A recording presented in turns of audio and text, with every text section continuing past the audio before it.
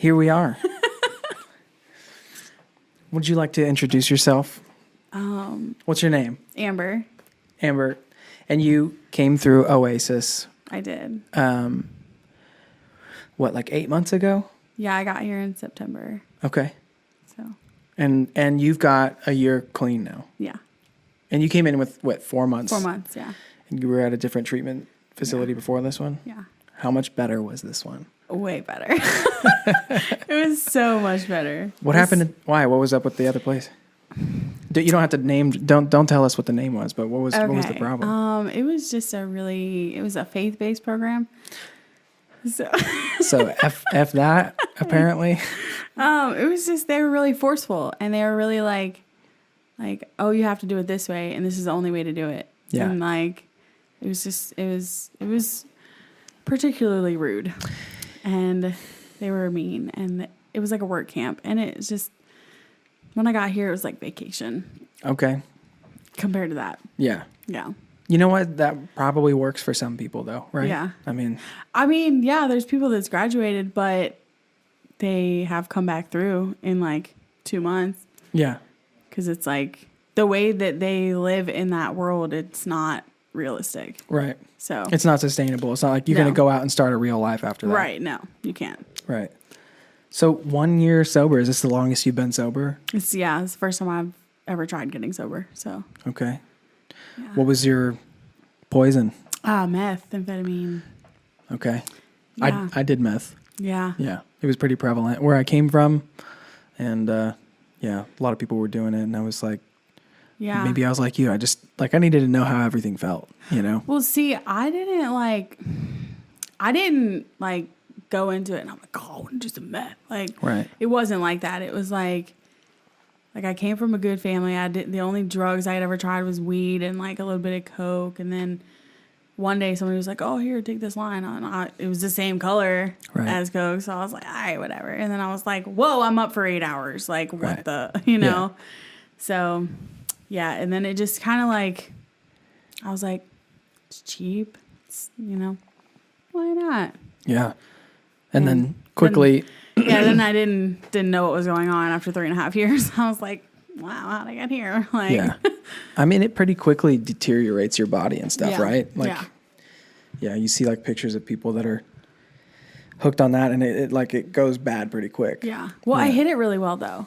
I hit it really well. Like, if you were to look at some of my like pictures that I was posting like a year ago, you'd be like, oh wow, she looks really good. Like, got a couple like marks on her face, but nothing serious. And like, I lost a bunch of weight. And so I was like, yeah, I'm looking good. Yeah. And then like my family was like, oh yeah, whatever. She might be stressed out, something, nothing serious. And then it was, when I got arrested, I'm like, yeah, I've been addicted for 3.5 years, like, wow, all this stuff. And my mom was like, oh my God. Like, yeah. Because it just came out of the blue. Nobody knew about it. So. Wow. Yeah. Wow. Yeah. So my drug of choice ended up being alcohol and cocaine. But, like, I wasn't even trying to hide it. I was just like, good time Jimmy. Everybody, watching me put on a show for you or whatever. Yeah. So, but, so that's interesting because that is a lot of people's story. They're very secretive about their using and nobody knows about it. And it's done alone or with, like, a select group of people. Mm-hmm. Like, and it's like a double life. Yeah. And it really was. Like, I was using it, I was selling it, I was doing all of this gang shit and like nobody knew about it. Wow. So it was pretty intense. Like, cause I'd have to, my mom would be like, oh, like, how are you making money? Like, cause I didn't have a job. I had lost my job. And she's like, how are you doing this? How are you doing that? Cause I supported my habit all the way throughout, like the whole time. I never stole. I never, did anything shisty. So like, Other than selling drugs. Yeah. But, nobody knew about it. So,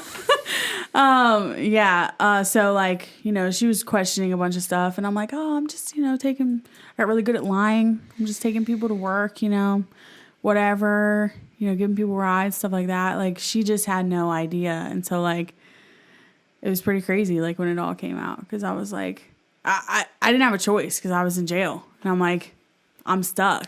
Like, here's what I have. This is what's going on. And she was like, whoa, like everybody, all my family was like, what? Like, I can't believe you know. And I'm like, yeah, sorry. Like, and I didn't think that I was going to get any kind of like forgiveness or anything. I was like, these people are going to hate me. Like, because it doesn't like run in our family. It's not like a prominent thing that we have to worry about in our family. But yeah, I was like, man, they're going to judge me. They're going to totally hate me. And then it came out and they were like, we're here for you. And I was like, oh, okay. Like, and then that's when I started my clean journey. What was the end of your using like? Was it pretty dark? It was rough. I had a lot of depression all throughout. Like just didn't want to be involved in life. I just it was just sad. Like it was really sad. Like the last 6 months of my using, I started smoking heroin, and so it just like went super downhill super fast. I hated everything. I didn't want to be around anybody. I got really offensive. Like when somebody wanted to talk to me just about like, how's life going? And I'd be like, you know, like, don't worry about me. Like I'm good kind of thing. And, it just got to the point where I was just like, I couldn't get out of bed without like, I had to roll over and do a line. Like I couldn't move. It was just that it had taken over my body completely. And I was like, I just want to be out of this, but I don't know how. Yeah. Kind of thing. And I'm like, but this is my life. So this is what I should just get used to. And then it was the night that I got arrested. Like the first night I got arrested, I had overdosed. And that didn't stop me. And then 3 weeks later, I got arrested again because I fell asleep in a parking lot in my car. And I had like drugs all over the place, you know. All kinds of stuff. And when I woke up to the cops, and they're like, get out the car. Da, da. And I was like, okay, like, this is it. This is it. You could feel it in that moment. I just got out. I was like, here, like giving them like my paraphernalia. I was like, do whatever you got to do. I'm going to go to jail. Yeah. Like, I need a break. It was like, oh, thank God it's over. Yeah, it was really relieving for real. And then like, even as bad as I didn't want it to come out, like once it did, I was like, this feels good. Like, everything's out on the table. I don't have to hide anymore. I don't have to run anymore. I don't have to live in secret anymore. Like, it was amazing. It was so relieving. Yeah. I feel you. It feels like a weight's lifted off your shoulder. Yeah. I don't have to pretend to be two people anymore. Yeah. You know, I can find out who I am finally. Definitely. Yeah. Definitely. Dang. I feel you though. And that's like, man, that's dark, you know? That's dark that we were doing that. And it's funny too, like even the language that we use to describe it now, you're like, I mean, I never did anything shiesty per se. Right. You know what I mean? But it's like, it's just the insanity of it all, you know? It's like I don't know, it's a real cognitive dissonance, you know?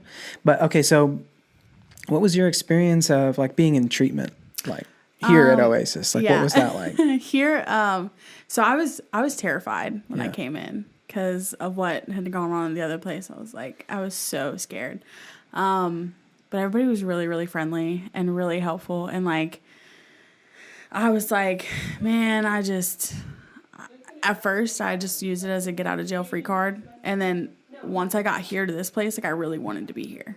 And I just took everything like full, you know, just full ahead. Like I was like, all right, I'm going to do this. I'm going to figure it out, you know? And even though I was terrified, like everybody was so welcoming and just so caring and just so wonderful that it made my transition like super easy. And then it came to be like I hated going to groups all the time. I hated like doing everything. But as it progressed and I got closer and closer to the end, I was like, I miss all these things. Like I really loved getting to be able to talk about my feelings, even though I didn't want to. Like, and there's days like I want to sleep in today, and it's like, no, you're getting up at 7:30. Like you don't have a choice. Yeah. And it, all in all, made me more productive, like as a person. So that way, like I was able to come out with a plan. I was able to come out with actions that I was going to be doing, and like just hit the ground running. Like once I got out, because you know most times most people just go through like 30 days and whatnot. Like I was in here for 6 months and I had that time to not only accumulate the knowledge from the people here that like really, really helped me out in the long run, but I was able to like, okay, this is what I want out of my life. Like this is what I'm going to do. Yeah. And it's been great. Like I quit smoking. Hey. Yeah, I came in here smoking like a carton. Yeah. And I quit smoking. I mean, I vape, but I don't smoke cigarettes anymore. Right on. So yeah. Like that's nice. I mean, everything's just about like mental stuff. Yeah. For sure. And just taking it all in.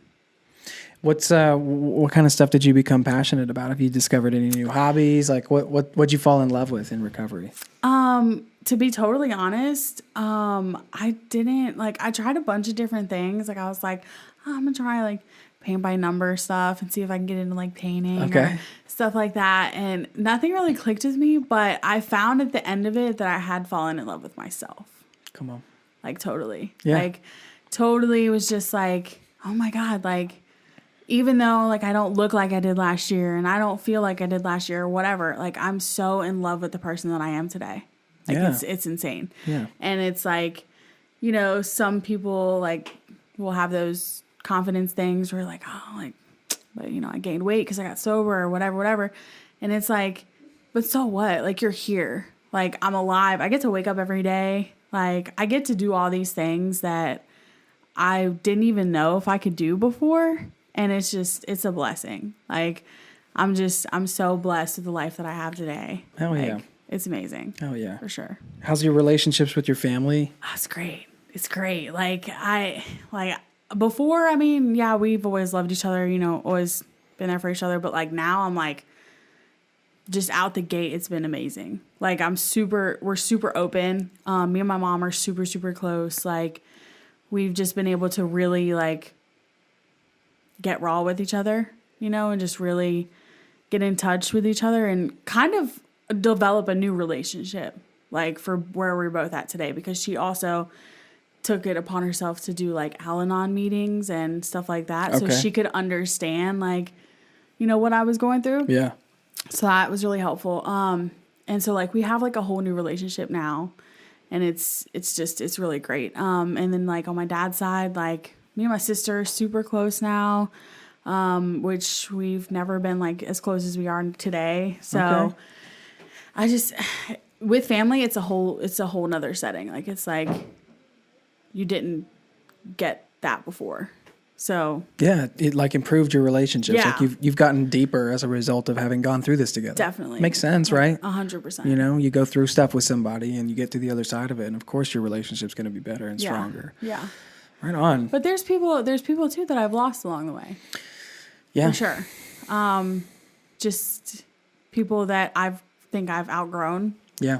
You know, like I'm like, okay, you know, you're standing here and I'm going this way. Yeah. So it's not, this whole journey is not like rainbows and sunshine. No. Like it's not, it's not fantastic and you're going to get the best experience. Like it's hard. Yeah. It's definitely hard. It's a fight, right? Sometimes it's like all you can do to just not use. Yeah. You know? Yeah.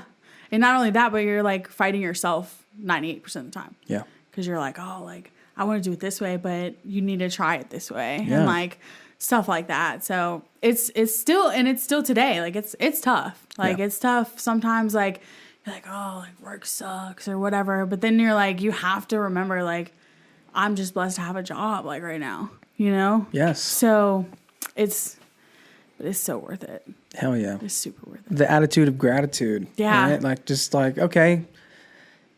Yeah, I can't have a beer today. Right.